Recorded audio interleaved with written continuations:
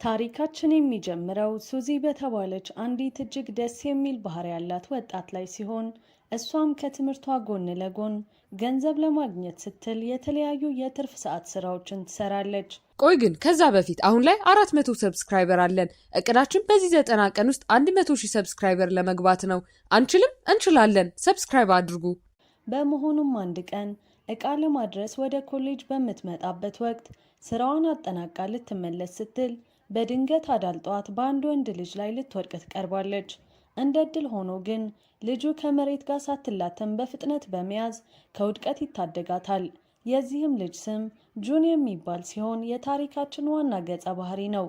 በዚያም ጊዜ ጁን ህይወቷን ስላተረፈላት ሱዚ ምስጋና ታቀርባለች ተብሎ ሲጠበቅ በድንገት ግን ፊቱን በኃይል በጥፊት መታዋለች። በዚህም የተነሳ ጁን በሁኔታው ክፉኛ በመደናገጥ ልጅቷ ለምን ያለምንም ምክንያት እንደመታችው ሊገባው ፈጽሞ አይችልም። በቀጣዩ ትዕይንት ሱዚ ሺን እና ሃን ከተባሉ ሁለት የቅርብ ጓደኞቿ ጋር አብራ ስታወራ እንመለከታለን። በዚያም ሱዚ አንድ እጅግ እንግዳ የሆነ የጤና እክል እንዳለባት የምትገልጽ ሲሆን ይህም ማንኛውም ወንድ ልጅ በሚነካት ጊዜ ሳታስበው ራሷን መቆጣጠር አቅቷት ወዲያውኑ በጥፊ የመምታት ልምድ እንዳላት ታስረዳለች። ልክ ዛሬ ጠዋት በጁን ላይ የደረሰውም ይሄው ተመሳሳይ አጋጣሚ ነበር። ይሁን እንጂ ሃን ይህንን ታሪኳን ፈጽሞ ሊያምናት ስለማይችል እውነት መሆኑን ለማረጋገጥ አስቦ ጉንጯን ይነካታል። ልክ እንደነካትም ሱዚ በቅጽበት ፊቱን በኃይል በጥፊት መታዋለች። ጥፊውን ከቀመሰ በኋላም ሃን ሱዚ እውነቷን እንደነበር በመጨረሻ ለመረዳት ይገደዳል። ከጥቂት ጊዜ በኋላ በአንድ የስዕል ክፍል ውስጥ መምህሩ ተማሪዎች ስዕል እንዲለማመዱ አንዲት ሴት ሞዴል ማምጣቱን ሲያስተዋውቅ እንመለከታለን። የሚገርመው ነገር ይህች ሞዴል ሌላ ማንም ሳትሆን ሱዚ ራሷ ነበረች። አስቀድመን እንደምናውቀው ሱዚ ማንኛውንም የትርፍ ሰዓት ስራ ስለምትሰራ ለዚህም ስራ መጥታ ነበር። እንደ አጋጣሚ ሆኖ ጁንም በዚሁ የስዕል ክፍል ውስጥ ተማሪ ስለነበር ሱዚን ባያት ቅጽበት ዳግም ልትጣይኝ መጣሽ ወይ በማለት ይጠይቃታል። ብዙም ሳይቆይ ሁለቱም በድጋሚ ከፍተኛ ጭቅጭቅ ውስጥ የሚገቡ ሲሆን መምህሩ ጣልቃ በመግባት ጸባቸውን አቁመው በስራቸው ላይ እንዲያተኩሩ ያስጠነቅቃቸዋል። ይህ በእንዲህ እንዳለ ጁን ለሱዚ ጥቁር ቀሚስ በማሳየት ለሞዴሊንግ ስራው እንድትለብሰው ይጠይቃታል። መጀመሪያ ላይ ሱዚ ቀሚሱን ለመልበስ ፈቃደኛ ሳትሆን ብትቀርም ጁን ግን ከለበሰችው ተጨማሪ ክፍያ እንደሚሰጣት ቃል ይገባላታል። ሱዚም ገንዘብ ክፉኛ ስለምትወድና ጥሩ ክፍያ የሚያስገኝ ስራ ፈጽሞ እምቢ ስለማትል ሀሳቧን ወዲያውኑ በመቀየር ቀሚሱን ለመልበስ ትስማማለች። በመሆኑም ጁን ክፍያውን ከፈጸመ በኋላ ቀሚሱን ለሱዚ ያስረክባታል። ነገር ግን በአጋጣሚ እጆቻቸው እርስ በርስ በሚነካኩበት ጊዜ የሱዚ እንግዳ ባህሪ ዳግም ይቀሰቀሳል። በዚህም የተነሳ ራሷን ማቆም አቅቷት በሁሉም ሰው ፊት ጁንን ዳግም በጥፊት መታዋለች። በዚህኛው ጊዜ ግን ያልተጠበቀ እንግዳ ነገር ይከሰታል። ጁን ጥፊውን እንደተመታ በድንገት ደረቱ ላይ ከፍተኛ የሆነ የህመም ስሜት ይሰማዋል። እጅግ ክፉኛ ታሞ ህመሙን ለመቋቋም ሲታገል ማየትም ሱዚን በድንጋጤ እንድትዋጥ ያደርጋታል። ሱዚም አንዲት ተራ ጥፊ እንዴት አንድን ሰው በዚህ ልክ ሊያሳምመው እንደሚችል እያሰበች በግራ መጋባት ትሞላለች። በቀጣዩ ትዕይንት ሱዚ የቴዲ ቤር ልብስ ለብሳ ሌላ የትርፍ ሰዓት ስራ ስትሰራ እንመለከታለን። ስራዋን እየሰራች ባለችበት ሰዓትም አንድ ትንሽ ልጅ ወደ እሷ እየሮጠ መጥቶ በመላተም ድንገት ማልቀስ ይጀምራል። ሱዚ ምንም ያጠፋችው ነገር ስላልነበር በሁኔታው ክፉኛ ግራ ትጋባለች። ልክ በዚያን ጊዜ የልጁ እናት በፍጥነት በመድረስ ልጇ ሲያለቅስ ስታይ ሱዚን መሳደብና መቆጣት ትጀምራለች። ሴትየዋ ሱዚ ልጇን እንደደበደበችው በማሰብ የሱዚን ማብራሪያ ፈጽሞ ለመስማት ፈቃደኛ ሳትሆን መሬት ላይ ገፍትራ ልጥላት ትሞክራለች። ነገር ግን ልክ በዚያች ቅጽበት ጁን በድንገት ብቅ በማለት ሱዚን ከመውደቅ ይታደጋታል። ይሁን እንጂ በዚህን ጊዜ የጁን ገጽታ አቀራረብና አጠቃላይ ባህሪው ሙሉ በሙሉ ተቀይሮ እንመለከታለን። ይህኛው ጁን ከዚህ ቀደም ከምናውቀው ጁን ጋር ፈጽሞ የተለያየ ነበር። ከዚህ ድንገተኛ የባህሪ ለውጥ ጀርባ ያለውን ሚስጥርም ከጥቂት ጊዜ በኋላ የምናውቀው ይሆናል። ወዲያውኑም ጁን ጣልቃ በመግባት ለሴትየዋ ተገቢውን ምላሽ ሲሰጣት ሴትየዋን መከራከር አቅቷት ያለምንም ተጨማሪ ችግር ጥላቸው ትሄዳለች። በሌላ በኩል ሱዚ ጁን ያለምንም ምክንያት 2 ጊዜ በጥፊ የመታችው ቢሆንም አሁን ግን ከሷ ጎን በመቆም መከላከሉ ክፉኛ ግራ ያጋባታል። ይህንንም ተከትሎ ጁን ሱዚን ወደ ቤቱ ይዟት ይሄዳል። ነገር ግን ልክ ቤት እንደደረሱ የጁን ባህሪ በድንገት ወደ ቀድሞ መደበኛ ሁኔታ ይመለሳል። ሱዚም እዚያ ቆማ ሲያያት በድንጋጤ በመዋጥ ከቤቱ ሊያስወጣት አስቦ ወዲያውኑ እጇን ይጎትታታል። እንደ አጋጣሚ ሆኖ ግን ልክ እንደ ነካት የሱዚ እንግዳ ሁኔታዋ ዳግም በመቀስቀሱ በድጋሚ በጥፊ ትመታዋለች። ጥፊው እንዳረፈበትም ጁን የከፍተኛ ደረት ህመሙ ዳግም የሚቀሰቀስበት ሲሆን ይህም ወደዚያኛው የተለየ ማንነቱ ዳግም ሊቀየር እንደሚችል ፍንጭ ይሰጠናል። ቪዲዮውን እዚህ ድረስ ከተመለከታችሁ ተመችቷችኋል ማለት ነው። ቪዲዮውን ላይክ ቻናሉንም ሰብስክራይብ ማድረግ እንዳይረሳ እንላለን። ወደ ታሪካችን ከጁን ቤት ከወጣች በኋላ ሱዚ በመንገድ ላይ እየተጓዘች ሳለ አንድ የወንበዴዎች ቡድን አግኝተው ማስቸገር ይጀምራሉ። በዚህን ጊዜ ጀግናው ጁን ዳግም ብቅ በማለት ወንበዴዎቹን ያለምንም ርኅራሄ በመደብደብ ሱዚን ከጥቃቱ በስኬት ያድናታል። ከዚያም ሁለቱ አብረው በአውቶቡስ ላይ የሚሳፈሩ ሲሆን ጁን ሱዚን ቁስሉ ላይ መድኃኒት እንድትቀባለት ይጠይቃታል። ሱዚን በጥንቃቄ ቁስሉን እያከመችበት ባለችበት ሰዓት አውቶቡሱ በድንገት ሲንገራጭ ጁን ወደ እሷ ይጠጋል። እንደተጠበቀውም ይህ ድንገተኛ ንክኪ የሱዚን ሁኔታ ዳግም ይቀሰቅሰዋል። ምንም እንኳን ማድረግ ባትፈልግም ራሷን መቆጣጠር አቅቷት ጁንን ዳግም በጥፊ ትመታዋለች። የሚገርመው ነገር ጥፊውን ከተመታ በኋላ ጁን ወዲያውኑ ወደ መደበኛው ባህሪው ይመለሳል። ሱዚም በተፈጠረው ነገር የጥፋተኝነት ስሜት ስለተሰማት ይቅርታ ጠይቃው ከአውቶቡሱ በመውረድ ወደ ቤቷ ታመራለች። ይህ በእንዲህ እንዳለ ጁን እየተፈጠረ ባለው ነገር ሁሉ ክፉኛ ግራ መጋባት ይጀምራል። ሱዚ በተነካች ቁጥር በጥፊ መማታቷ ብቻ ሳይሆን እሱም የትውስታ ክፍሎቹ እየጠፉበት መሆኑን ይገነዘባል። በነቃ ቁጥር ሱዚን ከፊቱ ቆማ ማግኘቱ እንዲሁም እነዚህ ሁሉ እንግዳ ክስተቶች ጁን ሱዚ ጠንቋይ ልትሆን እንደምትችል ራሱን እንዲያሳምን ያደርገዋል። በመሆኑም ከማግስቱ ጀምሮ ጁን ሱዚን ባያት ቁጥር ከሷ መሸሽ ይጀምራል። ሱዚም ይህንን እንግዳ ባህሪውን በፍጥነት በማስተዋል ለምን እየራቃት እንደሆነ ማሰብ ትጀምራለች።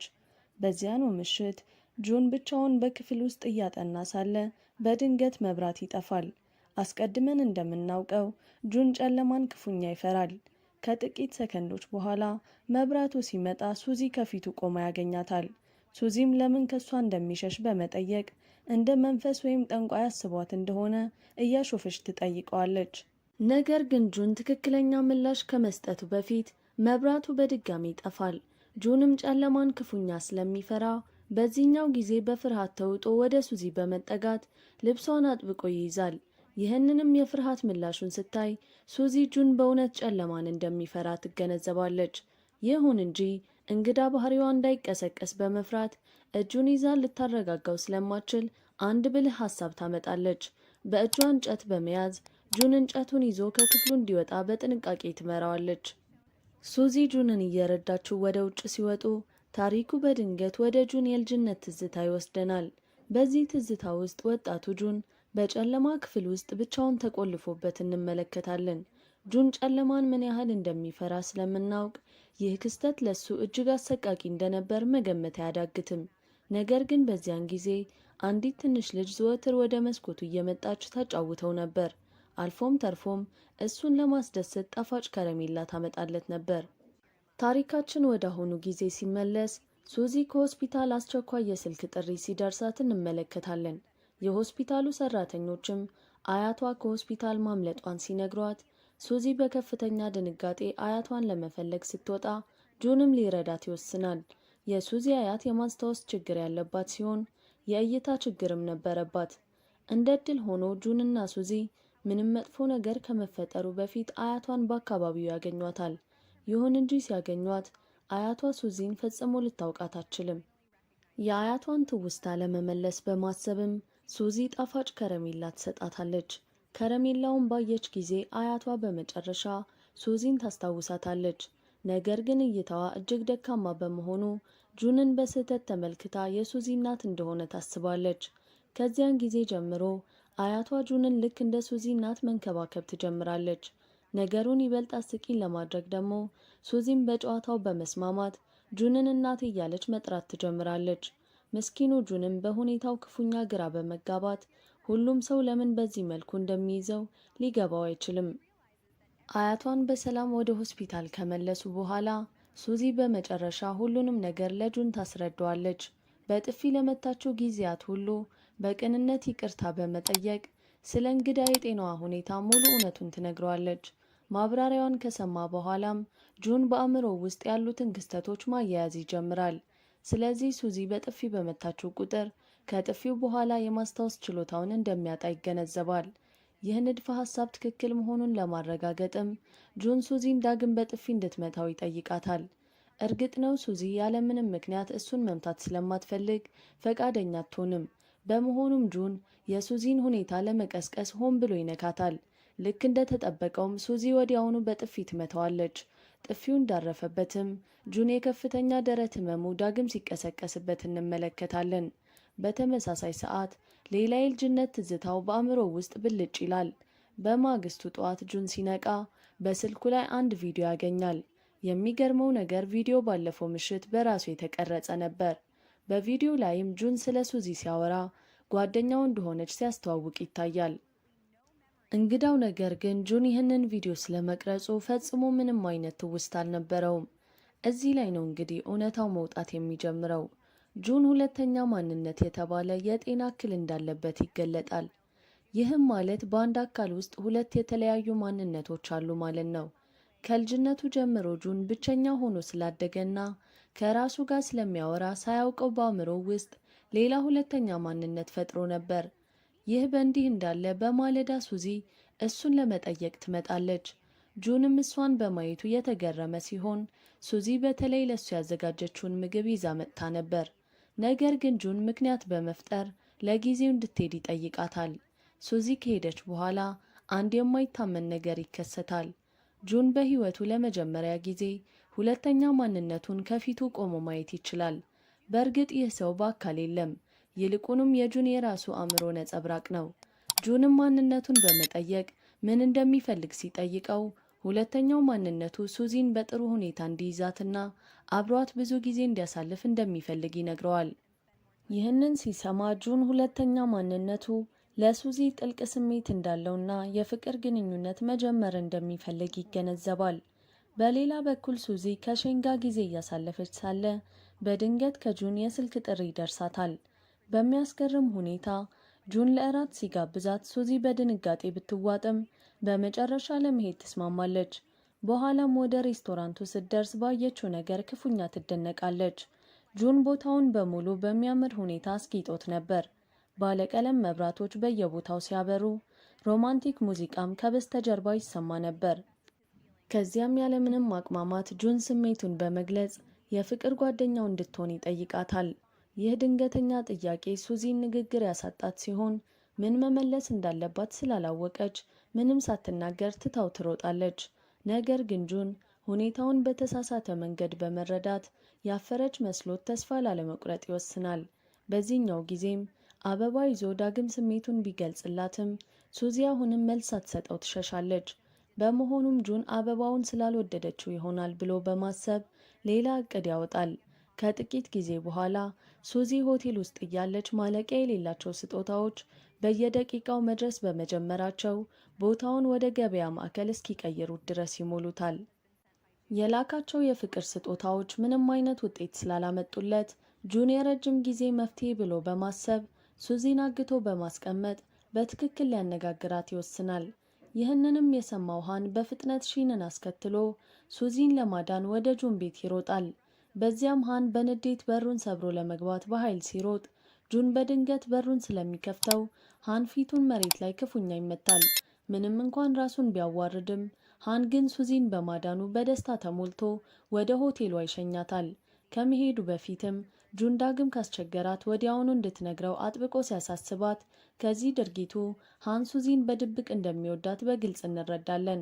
ነገር ግን ሺን ደግሞ በበኩሏ ሃንን አጥብቃ ስለምትወደው ነገሩን ይበልጥ ውስብስብ ያደርገዋል።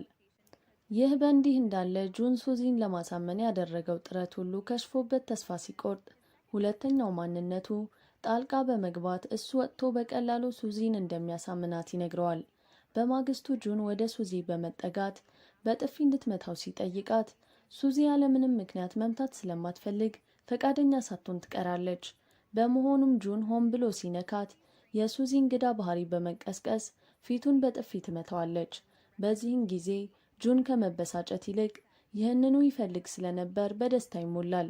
ከጥቂት ጊዜ በኋላም ሁለተኛው የጁን ማንነት ወደ ሱዚ በመምጣት እጅግ ጣፋጭ ምግቦችን በማቅረብና የተለያየ እንክብካቤ በማድረግ ፍቅሩን ያሳያታል። ከዚያም አልፎ ሱዚ ከጓደኞቿ ጋር ያለች በድንገት የኮሌጁን የድምፅ ማጉያ በመጠቀም ጁን ለሱዚ ያለውን ፍቅር በአደባባይ ይገልጻል። ሱዚም በከፍተኛ ድንጋጤ እየሮጠች ሄዳ ምን እያደረገ እንደሆነ ስትጠይቀው የፍቅር ጓደኛው ለመሆን ከተስማማች ይህንን ድርጊቱን እንደሚያቆም በልበ ሙሉነት ይነግራታል። ሱዚ ግን የፍቅር ጓደኛው ከመሆኑ ውጪ ማንኛውንም ነገር እንደምትሆን ስትነግረው የጁን ሁለተኛው ማንነት ብልህ እቅድ በማውጣት ሱዚን ሞዴል አድርጎ የሚቀጥር የኮንትራት ውል እንድትፈርም ያደርጋታል። በማግስቱ ትክክለኛው ጁን ከእንቅልፉ ሲነቃ ሁለተኛው ማንነቱ ሱዚን ሞዴል አድርጎ እንደቀጠራት ሲያውቅና ያደረጋቸውን አሳፋሪ ድርጊቶች በሙሉ ሲረዳ በንዴት ይቃጠላል። በአንድ ከሰዓት በኋላ ሱዚ ስዕል ልትረዳው ስትመጣ ጁንን እንዳትነካውና በጥፊ እንዳትመታው በመስጋት ሙሉ አካሏን የሚሸፍን ልብስና ጓንት ለብሳ ትመጣለች። ጁንም ይህንን ሲያይ ፈገግ ብሎ የጓንቱን አስፈላጊነት ካጣጣለ በኋላ ስዕሉን የሚስለው ለአንዲት ልዩ ሴት እንደሆነ ይነግራታል። ከዚያም በልጅነቱ በጨለማ ክፍል ውስጥ ተቆልፎበት በነበረበት ጊዜ አንዲት ትንሽ ልጅ ዘወትር ከረሜላ ታመጣለት እንደነበርና ያቺም ልጅ አሁን አያቷን ካገኙበት ሰፈር እንደነበረች ታሪኩን ያጫውታታል። ይህንን ስትሰማ ሱዚ እያንዳንዱ ዝርዝር ትዝታ ለእሷም የተለመደ መሆኑን ስታስተውል ያቺ የልጅነት ጓደኛው እሷ ልትሆን እንደምትችል ማሰብ ትጀምራለች። በሌላ በኩል ሃንና ሱዚ አብረው እያጠኑ ሳለ ጁን በድንገት ሲመጣ ሱዚን ከሌላ ወንድ ጋር በማየቱ በቅናት ይቃጠላል። ጁንም ሁለቱ የፍቅር ግንኙነት እንደጀመሩ ሲጠይቅ ሃን ሆን ብሎ እውነት ነው በማለት ጁንን ይበልጥ ያናድደዋል። ቀጥሎም ጁን ሱዚን ካምፒንግ እንድትሄድ ሲጋብዛት ሱዚ ስትስማማ ሃንና ሺንም አብረዋቸው ይጓዛሉ። ካምፒንግ ቦታው ላይ እንደደረሱም ጁንና ሃን የሱዚን ትኩረት ለማግኘት እርስ በርስ ፉክክር ውስጥ ሲገቡ ሚስኪኗ ሺን ግን ሙሉ በሙሉ ትረሳለች። ውሎ አድሮ ጁንና ሃን በመጣላታቸው ምክንያት ማታውን በውጭ እንዲያሳልፉ ሲቀጡ እንቅልፍ ያጣው ጁን ሱዚን ቀስቅሶ በካርታ ሐይቅ ፍለጋ ይዟት ይወጣል። ሱዚና ጁን በጨለማው ውስጥ ሐይቁን ሲፈልጉ ሱዚ በአጋጣሚ ቁልቁል ስትንከባለል፣ በሌላ በኩል ሃንና ሺን ውጭ ተቀምጠው ሳለ ሺን ሃንን ሱዚን ይወዳት እንደሆነ ቀጥታ ትጠይቋለች። ሃንም ያለምንም መደበቅ እንደሚወዳት ሲመልስ የሺን ልብ ክፉኛ ይሰበራል። ከዚያም ሺን ሃን ስሜቷን ባለመረዳቱ ቅር ብሏት በድንገት ከንፈሩን ስትስመው ሁለቱም በሀፍረት ይሸማቀቃሉ።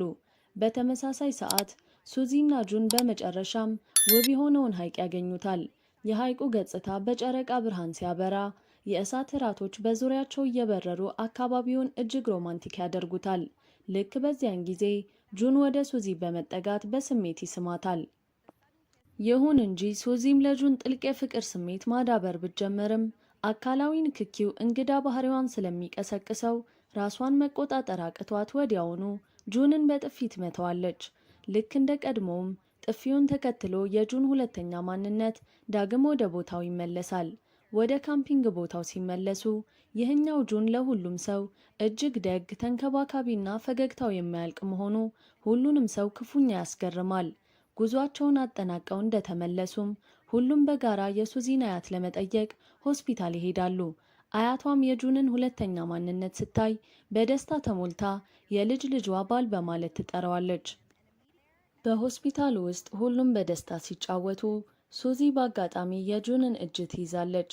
በሚያስገርም ሁኔታ በዚህ ጊዜ ሱዚ ጁንን በጥፊ አትመታውም። ነገር ግን ይህ አካላዊ ንክኪ የጁንን ሁለተኛ ማንነት በማጥፋት ወደ ቀድሞ መደበኛ ጁን እንዲመለስ ያደርገዋል። ጁን ወደ አያቷ ሄዶ ሲሰናበት አያቷ መደበኛውን ጁን ፈጽሞ ልታውቀው ባለመቻሏ አያቷ የምታውቀውና የምትወደው የጁን ሁለተኛ ማንነት ብቻ መሆኑን ሁሉም ይገነዘባሉ። ከሆስፒታል ሲወጡ የመጀመሪያው የክረምት በረዶ መጣል ይጀምራል። በዚያን ጊዜም ጁን በመጀመሪያው በረዶ ላይ የሚሳሳሙ ጥንዶች ፈጽሞ እንደማይለያዩ ሲነግራት ሱዚ ያለምንም ማቅማማት ጁንን ራሷ ትስመዋለች።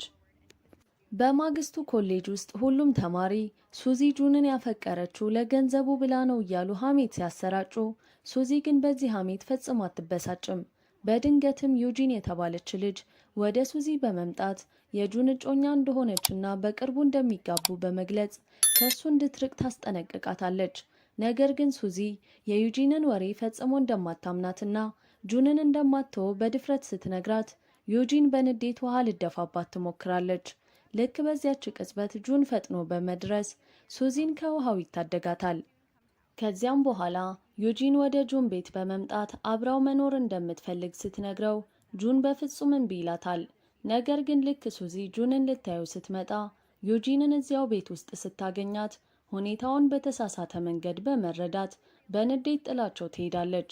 ጁንም እውነቱን ለማስረዳት ከኋላዋ እየሮጠ ሆቴሏ ድረስ ቢሄድም የሴቶች ሆቴል በመሆኑ ዘብ ጠባቂው እንዳይገባ ይከለክለዋል። በሌላ በኩል የሃን የቅርጫት ኳስ ቡድን ተጫዋች ስለጎደለበት በጭንቀት ላይ ሳለ ጁን ሱዚን ለማስታረቅ እንዲረዳው ሃንን ይጠይቀዋል። ሃንም ጁንን በኳስ ጨዋታው ላይ ከተሳተፈ ብቻ ሱዚን እንደሚያስታርቀው ስምምነት ላይ ይደርሳሉ። ጨዋታው ሲጀመርም ጃክ የተባለ የሱዚ የቀድሞ የስዕል አሰሪ ብቅ ሲል ጁን በቅናት ተሞልቶ በከፍተኛ ኃይል በመጫወት ቢያሸንፍም ጭንቅላቱን ክፉኛ ይመታል። በኳስ ጨዋታው ላይ ሃንም እጁን ሲጎዳ ሱዚ በፍጥነት ወደ ጁን በመሮጥ ክፉኛ ስትጨነቅለት ጁን በደስታ ይሞላል። በሌላ በኩል ሃን እና ሺን በመጨረሻ እውነተኛ የፍቅር ጓደኛሞች በመሆን ለመጀመሪያ ጊዜ ሲሳሳሙ በድንገት አስተማሪ ሲመጣባቸው ሺን በፍርሃት ትሸሻለች። ሃን ግን ሺን አሁንም አጠገቡ ያለች መስሎት ወደ ኋላ ሳይመለከት አስተማሪውን ሲስመው እውነቱን ሲረዳ በፍርሃት ሮጥ ያመልጣል። ይህ በእንዲህ እንዳለ ጁን ስለ ዩጂን እውነቱን ለሱዚ በማስረዳት የፍቅር ግንኙነት እንደሌላቸው ሲያሳምናት ሱዚ ቅርታ አድርጋለት ውሃ እንዲጠጣ ትሰጠዋለች። ጁን ግን ሱዚን ቢነካት ሁለተኛ ማንነቱ ዳግም እንደሚመለስ ስለፈራ ውሃውን ለመቀበል ያንገራግራል። ነገር ግን ሱዚ በግድ ጁን ስትነካው ልክ እንደፈራው ሁለተኛ ማንነቱ ዳግም ይመለሳል። ከዚያም የጁን ሁለተኛ ማንነትና ጃክ በሱዚ ዙሪያ ክፉኛ በመጣላት የስዕል ውድድር ያዘጋጃሉ። ጃክ የሱዚን ውብ ፊት ሲስል፣ ጁን ግን እሱና ሱዚ ለመጀመሪያ ጊዜ የተሳሳሙበትን ሐይቅ ይስላል። ዳኞች ጃክን አሸናፊ ቢያደርጉትም ሱዚ ግን የጁን ስዕል ከምንም በላይ እንደሚያምርላት ስትነግረው ጁን በደስታ ይሞላል። በኋላም በድል አከባበር ላይ ሱዚ ጠጥታ ስትሰክር ጁን እንዳይቀየር በመፍራት እሷን ከመንካት ይቆጠባል። በማግስቱ ጁን ጣፋጭ ቃላትን ሲነግራት ሱዚ በስሜት ግንባሩን ስትስመው በውስጡ ያሉት ሁለት የጁን ማንነቶች ሱዚን ላለማጣት እርስ በርስ ክፉኛ መጣላት ይጀምራሉ። በተጨማሪም ትናንት ሱዚን ሸማምቶ ያዞራት ሁለተኛው ማንነቱ መሆኑን ጁን ሲረዳ በንዴት ይቃጠላል። ከጥቂት ጊዜ በኋላ ሱዚ ወደ ጁን ቤት ስትመጣ ቤቱ በሙሉ በሷ ውብ ስዕሎች ተሞልቶ በማግኘቷ የጁንን ጥልቅ ፍቅር ትረዳለች። ጁንም ስለ እክሉ እውነቱን ሊነግራት ሲሞክር ሱዚ በድንገት ስትስመው ሁለተኛው ማንነቱ ዳግም ይመለሳል። ይህኛው የጁን ማንነት መደበኛው ጁን እንዳይመለስበት በመፍራት እንቅልፍ ላለመተኛት ይወስናል። እንዲሁም ሱዚ እንዳትነካው ይሸሻል። በሱዚ የልደት ቀንም ሁሉም ተሰብስበው ሲያከብሩ ሱዚ ያሳለፉትን ትዝታ ስታነሳ ይህኛው ጁን መደበኛው ስላልሆነ ትዝታዎቹን ፈጽሞ አያውቃቸውም። ሱዚም ቀደም ብሎ ስለ ጁን በሽታ የሚገልጽ መልእክት ስለደረሳት አሁን ከፊቷ ያለው ትክክለኛው ጁን አለመሆኑን በፍጥነት ትገነዘባለች። የጁን ሁለተኛ ማንነትም ሱዚ እውነቱን እንዳወቀች ሲረዳ ራሷን አስቶ በማፈን ያስራታል። ሱዚም ነቅታ ራሷን ከፈታች በኋላ ሊያጠቃት ሲመጣ የጁን የልብ ምት በከፍተኛ ሁኔታ ሲጨምር መደበኛው ጁን እንደሚመለስ ታስታውሳለች። በመሆኑም በድፍረት ወደ እሱ በመጠጋት አጥብቃ ስትስመው የጁን የልብ ምት በከፍተኛ ፍጥነት በመጨመር ራሱን ስቶ ይወድቃል።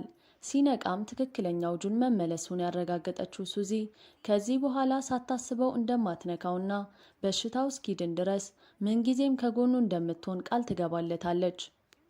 በመጨረሻም ጁን ህመሙን ለማከም ሱዚን ሳያስከፋ በድብቅ ወደ ውጭ ሀገር ለመሄድ ይወስናል።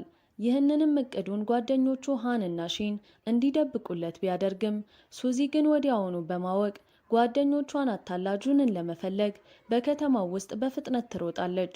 ከረጅም ፍለጋ በኋላም ጁንን ስታገኘው መደበኛው ጁን መሆኑን ተጠራጥራ ስትቆም፣ እሱ ግን አንቺ እኮ ድንቅ ሴት ነሽ በማለት ሲያረጋግጥላት እውነተኛው ጁን መሆኑን አውቃ በደስታ ትዋጣለች። በዚያን ጊዜም ጁን የሱዚ ፍቅር ህመሙን እያዳነው ስለመጣ ወደ ውጭ ከመሄድ ይልቅ ከምትወደው ሴት ጎን ለመቆየት ይወስናል። በመጨረሻም ብዙ ፈተናዎችን ያለፉት ጁን እና ሱዚ ዳግም በመገናኘት ታሪካችን በሚያምርና ደስተኛ በሆነ ፍጻሜ ይጠናቀቃል።